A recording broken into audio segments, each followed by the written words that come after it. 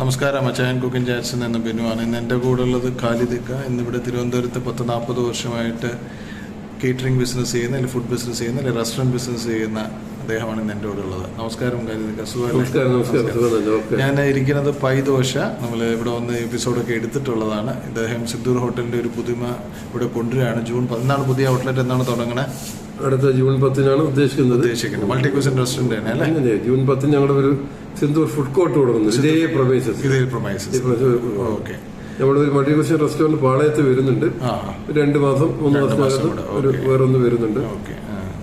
ഞാൻ ഈ പ്രാവശ്യം വന്നത് റെസ്റ്റോറൻറ്റിനെ കുറിച്ച് ഞാൻ എന്തായാലും സിന്ദൂർ കൂട്ട് തുടങ്ങുമ്പോൾ വരുന്നതായിരിക്കും. അതിനൊക്കെ എന്നെ വിളിക്കുമെന്ന് വിചാരിക്കണം അല്ലേ? വിളിക്കില്ലേ? തീർച്ചയായിട്ടും. ഓക്കെ.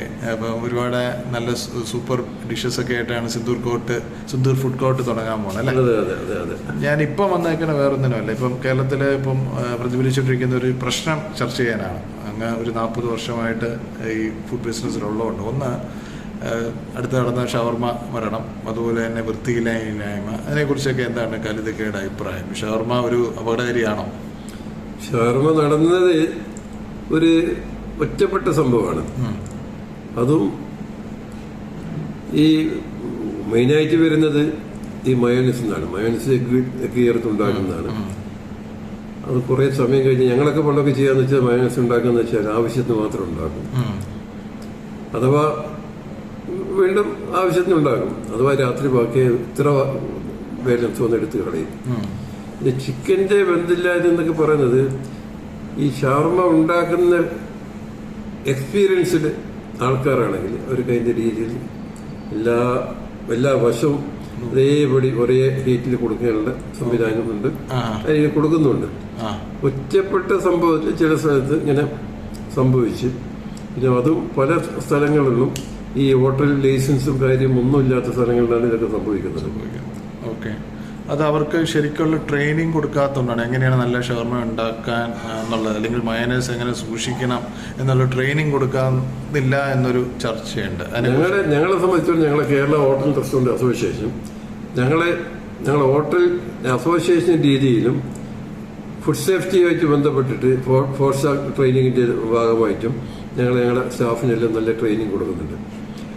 ഇപ്പോഴത്തെ പുതിയൊരു നിയമം അനുസരിച്ച് ഒരാളെങ്കിലും 4 സ്റ്റാർ ട്രെയിനിങ് ചെയ്ത ഒരാളെങ്കിലും റെസ്റ്റോറൻറ്റിൽ ഉണ്ടെങ്കിൽ അടുത്ത പ്രാവശ്യം ലൈസൻസ് വരെ റിന്യൂ ചെയ്ത് കിട്ടുമെന്നുള്ളൊരു നിയമമുണ്ട്. ആ രീതിയിൽ തന്നെ ഞങ്ങളൊക്കെ ചെയ്തു പോകുന്നത്. പിന്നെ ഇപ്പോൾ ഒരുപാട് റെസ്റ്റോറൻറ്റുകളും കാര്യങ്ങളും ഇതൊക്കെ ഇങ്ങനെ വന്നുകൊണ്ടിരിക്കുന്നുണ്ട്. ലൈസൻസ് ഇല്ലാത്തത്, ഫുഡ് സേഫ്റ്റി ഇല്ലാത്തത്, ഇതിനെപ്പറ്റി ഒന്നും അറിയാത്തവരൊക്കെ ചെയ്യുന്നത്. അങ്ങനെ പല സ്ഥലത്തും പല ഇതൊക്കെ ഇത് ചെയ്യുന്നുണ്ട്. ഞങ്ങൾ കഴിയുന്നിടത്തോളം ആൾക്കാരെ ഞങ്ങളുടെ അസോസിയേഷനിലോട്ട് ചേർത്തുകൊണ്ട് അവർക്ക് വേണ്ട ഉപദേശം കൊടുത്തുകൊണ്ട് എങ്ങനെ ചെയ്യണം എന്നുള്ള രീതിയിലും ചെയ്തുകൊണ്ട് ഞങ്ങൾ മുന്നോട്ട് പോകുന്നുണ്ട്. ഞങ്ങൾ അംഗത്തുള്ളതെന്ന് വെച്ചാൽ എല്ലാവരും ലൈസൻസ് ഉള്ളവർ മാത്രമാണ്. ഫുഡ് ലൈസൻസും കോർപ്പറേഷൻ ലൈസൻസും ഫുഡ് സേഫ്റ്റി ലൈസൻസ് ഉള്ളവർ മാത്രമാണ് ഞങ്ങളുടെ മെമ്പേഴ്സിലുള്ളത്. അല്ലാത്തവരെ ഞങ്ങൾ അഥവാ ചേർക്കണമെങ്കിൽ അവർ ഇതൊക്കെ കൊണ്ടുവന്നാൽ മാത്രമേ ഞങ്ങൾ ഇതൊക്കെ ലൈസൻസ് ചേർക്കുകയുള്ളൂ. അതുപോലെ ഇപ്പോൾ അടുത്ത ഒന്ന് ഷവർമയുടെ പ്രശ്നമാണ്. അപ്പോൾ പലയിടത്തും സ്റ്റാഫിന് ട്രെയിനിങ് കൊടുക്കുന്നില്ല, മുതലാളിമാരൊന്ന് എൻകറേജ് ചെയ്ത് അതിന് ഉത്തരം പറഞ്ഞ് നിങ്ങളുടെ അസോസിയേഷൻ ഒരുപാട് പ്രൊമോട്ട് ചെയ്യുന്നുണ്ട്. എന്നിരുന്നാലും പുതിയ തലമുറയിലുള്ള ആൾക്കാരൊന്നും പ്രൊമോട്ട് ചെയ്യുന്നില്ല ആ വാസ്തവം എന്നാണ്. അതിന് നിങ്ങൾ ശക്തമായിട്ട് എൻ്റെ ഒരു അഭിപ്രായം എന്ന് പറഞ്ഞാൽ സ്റ്റാഫിന് ട്രെയിനിങ് കൊടുക്കണം. ഭക്ഷണം പാചകമെന്ന രീതിയിൽ എങ്ങനെ വൃത്തിയായിട്ടുള്ള രീതിയിൽ ചെയ്യണമെന്നുള്ളൊരു അഭ്യർത്ഥനയും കൂടിയുണ്ട്. നമ്മുടെ സബ്സ്ക്രൈബേഴ്സ് ഒക്കെ പറയുന്നുണ്ട് എല്ലാവർക്കും പൈസ കൊടുത്ത് നല്ലൊരു ഭക്ഷണം മേടിച്ച് കഴിക്കുന്ന ഒരു ചുറ്റുപാടിൽ വന്ന് കഴിക്കണം, എല്ലാവരും പാചകം ചെയ്യുന്നൊരു ചുറ്റുപാടിൽ വന്ന് ഭക്ഷണമായി പോകണമെന്ന് ആഗ്രഹമുള്ളതുകൊണ്ടാണ്. നമ്മൾ രണ്ടാമത്തെ കാര്യം എന്ന് പറയുന്നത് കഴിഞ്ഞാൽ പഴകിയ ഭക്ഷണങ്ങൾ നിങ്ങൾ സ്റ്റോർ ചെയ്യുന്നതിൻ്റെ കാര്യം, അതിനെപ്പറ്റിയുള്ള അഭിപ്രായം എന്താണ്? പഴകിയ ചിക്കനും അങ്ങനെയൊക്കെ വാങ്ങി പഴകിയ ഭക്ഷണങ്ങൾ സ്റ്റോർ ചെയ്യുക എന്നുള്ളത് ഞങ്ങൾ അസോസിയേഷനെ സംബന്ധിച്ചിടത്തോളം എൻ്റെ അഭിപ്രായത്തിൽ ആരും ചെയ്യുന്നില്ല. പിന്നീട് നമുക്കൊരു ഫുഡ് സേഫ്റ്റി നോംസ് വെച്ചിട്ട് നമ്മുടെ ഈ പ്രിപ്പറേഷൻ ചെയ്തിട്ട് മസാല ഇട്ട് വെച്ച ഐറ്റം അപ്പോൾ നമുക്കത് ഡേറ്റ് ഇട്ട് വെച്ചിട്ട് ഇത്ര ദിവസം ഉപയോഗിക്കുന്ന ഡേറ്റ് ഇട്ട് വെച്ചിട്ട് ഇന്ന് മസാല ഇട്ടത്, അത് ഈ കേരളത്തിൻ്റെ നിയമമല്ല, ആഗോള നിയമമാണ്. അപ്പോൾ ദുബൈയിലൊക്കെ ഏറ്റവും സ്ട്രിക്റ്റ് ആയിട്ടുള്ള സ്ഥലത്ത് പോലും നമ്മൾ ആ മസാലയിൽ ഇട്ട് വെച്ച സംഗതി നമ്മൾ ഒന്ന് ഒരൊറ്റ ഇത് വേണം നമ്മുടെ ഇതിന്റെ ഏത് ഡേറ്റിലാണ് ഉണ്ടാക്കി ഏത് ഡേറ്റ് വരെ ഉപയോഗിക്കുക എന്ന് പറഞ്ഞിട്ടുള്ള രീതിയിൽ. അപ്പൊ ഈ ഇപ്പോഴത്തെ ഈ ഇവരുടെ ചെക്കിങ് വേണ്ടെന്ന് ഞങ്ങൾ അസോസിയേഷൻ പറയുന്നേ ഇല്ല, ആവശ്യമാണ്. അതേസമയത്ത് ഒരു പ്രഹസനമായി പോകുന്നു. ഞങ്ങൾക്ക് അനുകൂലം, ഞങ്ങൾക്ക് ഇനി വെക്കാൻ ഇതിലുള്ളതാണ്, ഇത് നമുക്ക് ഉപയോഗിക്കാൻ പറ്റുന്ന ചിക്കനാന്ന് പറഞ്ഞാലും അതും പഴയതെന്ന് പറഞ്ഞ് പിടിച്ചതെടുത്തായിട്ട് പത്രത്തിൽ ഹോട്ടലിന്റെ പേരിട്ട് കൊടുക്കുന്ന പ്രവണതയുണ്ട്. അതേസമയത്ത് ഒന്നും അറിയാതെ ലൈസൻസുള്ള കാര്യമില്ല ചെയ്യുന്നിടത്ത് ഇതൊക്കെ ചെയ്തിട്ട് പിടിക്കുന്ന പ്രവണത. ഇതിൽ എന്ത് പറ്റുന്ന വെച്ചാലും നല്ലവരും ചീത്ത നല്ല ഹോട്ടലേറെ ചെയ്യുന്നത് ഒന്നും പറ്റാത്ത രീതിയിൽ എല്ലാവരും ഇപ്പം സ്റ്റാർ ഹോട്ടലടക്കം ഇവർ പേര് കൊടുത്തിട്ട് അങ്ങനെ ഇതാണെന്നുള്ള രീതിയിൽ ചെയ്തിട്ട് ഒരുപാട് ഹോട്ടലിന്റെ പേര് മോശമായിട്ടുണ്ട്. അപ്പം അതിൽ ചിലതൊക്കെ ഉള്ളതായിരിക്കാം, വളരെ 90% അതിൽ ചെറിയ ഇതൊക്കെ ഇൻസിഡന്റ് ഒക്കെ വരുന്നുണ്ട്. അതൊന്ന് ശ്രദ്ധിച്ചിട്ട് ചെക്കിങ് ഞങ്ങൾ സ്വാഗതം ചെയ്യുന്നുണ്ട്, നല്ലതാണ്. ഈ അത് കുക്ക്ഡ് ഫുഡും ഈ റോ ഫുഡും ഫുഡ് ചിക്കനും മട്ടനും ഒന്നിച്ച് വെക്കുക, അങ്ങനെ പലക്കെ സ്റ്റാഫിന് നോൺ വെജ് ഒന്നായിട്ട് വെക്കാൻ പറ്റും. നോൺ വെജ് ഒന്നായിട്ട് വെക്കാനുള്ള പ്രൊവിഷൻ ഉണ്ട്. അതേസമയം വെജിറ്റോളും നോൺ വെജും ഒന്നായിട്ട് വെക്കുന്നത് റോ ഫുഡ് ഒന്നും ഒന്നിച്ച് വെക്കരുതെന്ന് പറയുന്നുണ്ട്. ടെമ്പറേച്ചർ മെയിൻറ്റെയിൻ ഉണ്ട് പലയിടത്തും. ഐസ്ക്രീമും എല്ലാം കൂടെ കൂട്ടിയിട്ട് അതിനകത്ത് കണ്ടാമിനേഷനും ഒക്കെ ഉള്ള ഒരു കാര്യം. ഒരു കാരണവശാൽ ഐസ്ക്രീം പീസുകൾ വേറെ ഒന്നും വെക്കാൻ പാടില്ല. അങ്ങനെയൊക്കെയുള്ള കാര്യങ്ങൾ പല സ്റ്റാഫിനും അറിയില്ല, അറിയാൻ തന്നെ അത് പറഞ്ഞു കൊടുക്കുന്നത്. അത് ഞങ്ങളുടെ സ്റ്റാഫിനെല്ലാം ട്രെയിൻ ചെയ്യുന്നുണ്ട്, പറഞ്ഞു കൊടുക്കുന്നുണ്ട്. നല്ല രീതിയിൽ എല്ലാം പറഞ്ഞു കൊടുത്തിട്ടാണ് ചെയ്യിക്കുന്നത്.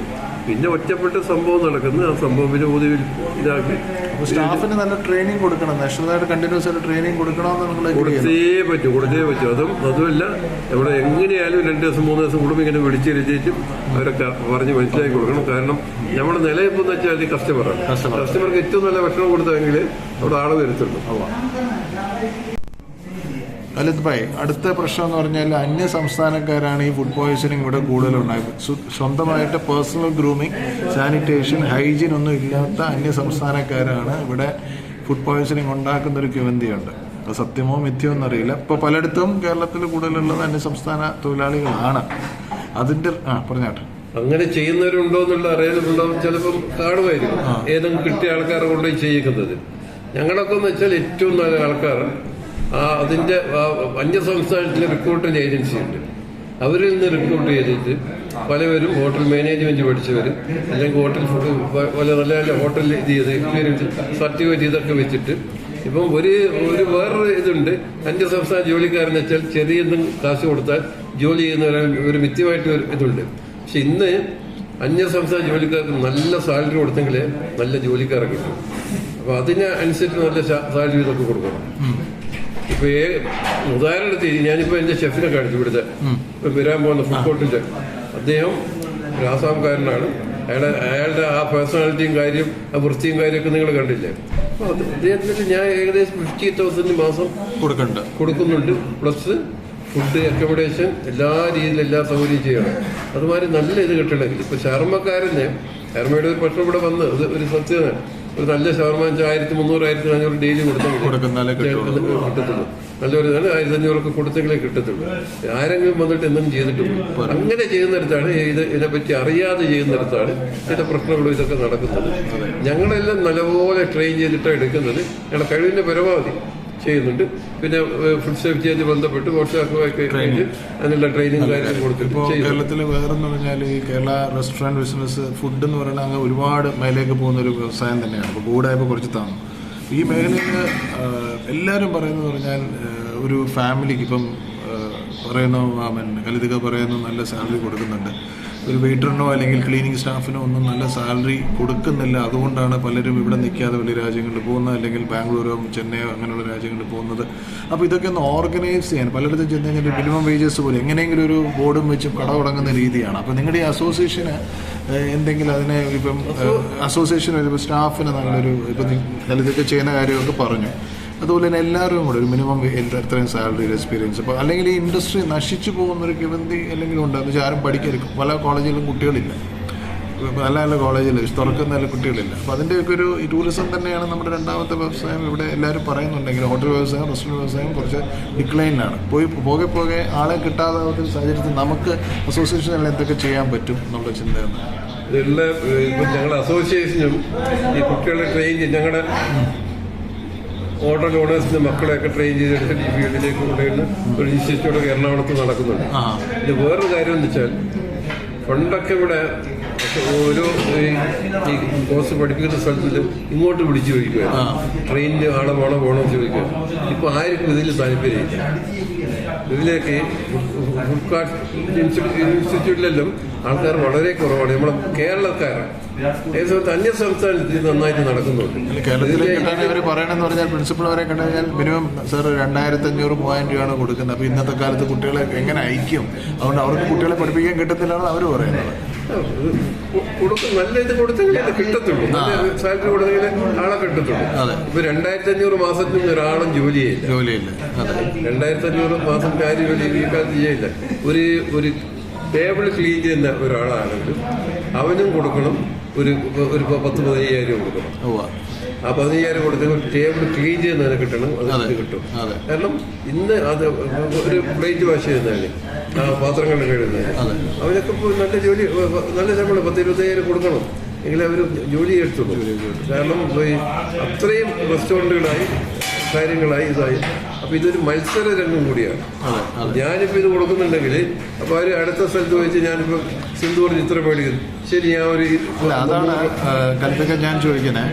2 വർഷം 3 വർഷം നിങ്ങൾ ഈ റെസ്റ്റോറൻറ്റ് അസോസിയേഷനാരെല്ലാം ഒരു വെയിറ്ററിനോ അല്ലെങ്കിൽ ഒരു കുക്കിനോ 3 വർഷം എക്സ്പീരിയൻസ് ഉണ്ട്. അവനൊരു ഇത്ര മാനദണ്ഡത്തിലൊരു സാലറി വെച്ച് ചോദിച്ചാൽ കാലിതൊക്കെ കൂടുതൽ പെയ്യുന്നു അല്ലെങ്കിൽ ഞാൻ കൂടുതൽ പെയ്യുന്നു എന്നില്ല. എവിടെ പോയാൽ അല്ലെങ്കിൽ ആൾക്കാർ ഒരു ഐക്യമില്ലാത്ത ഒറ്റ കാര്യം എന്ന് വെച്ചാൽ എല്ലാവർക്കും നല്ല എക്സ്പീരിയൻസ് സ്റ്റാഫ്. ആ സ്റ്റാഫ് വേണമെന്ന് പറയുമ്പോൾ എന്ത് ചെയ്യുന്ന വെച്ചാല് അവര് നല്ല റെസ്റ്റോറൻറ്റ് ആൾക്കാരാണ്. ചിലപ്പം അവര് കൂടുതൽ ഓഫർ ചെയ്തിട്ട് എടുക്കും. അങ്ങനെ ഒരു പ്രവണത ഇതിലുണ്ട്. അത് ഞങ്ങൾ അസോസിയേഷൻ വിചാരിച്ചിട്ട് ഇതുവരെ ഒരു നടക്കാത്ത കാര്യം. അപ്പം പറഞ്ഞ് ഞങ്ങൾക്ക് എടുക്കേണ്ട ഒരു ഇത് വരുന്നുണ്ട്. അതിനു വേണ്ടി ഞങ്ങൾ ശ്രമിക്കുന്നുണ്ട്. ഞങ്ങൾ ഒരു ഏകോപനം ഉണ്ടാക്കി ഒരു എന്തെങ്കിലും ഉണ്ടാവണം, എന്നാലേ ഈ ഇൻഡസ്ട്രി മുന്നോട്ട് പോകാൻ പറ്റുള്ളൂ. കാര്യം എന്ന് വെച്ചാൽ നിങ്ങൾക്ക് നല്ല ആൾക്കാരെ കിട്ടുന്നില്ല. നിങ്ങൾ മുഖാന്തരം ഭക്ഷണം പാചകം ചെയ്ത് പുറത്തേക്ക് വരുമ്പോൾ അത് നല്ല ഭക്ഷണം എല്ലാ റെസ്റ്റോറൻറ്റും തുറക്കുന്നു അടയ്ക്കുന്ന ഒരു പ്രവണതയിലേക്ക് വരും. മെയിൻ കാരണം നല്ല സ്റ്റാഫില്ല. പലരും മുന്നോട്ട് കൊണ്ടുപോകാൻ വലിയ പാടായിട്ടിരിക്കുന്നു. എന്തായാലും ഇത്രയും സമയം ഞങ്ങളോട് ചെലവഴിച്ചതിന് വളരെ നന്ദി കരുതുക. നിങ്ങളുടെ പുതിയ റെസ്റ്റോറൻറ്റ് സംരംഭമൊക്കെ വിജയിക്കട്ടെ എന്ന് ആശംസിക്കുന്നു. ഞങ്ങളുടെ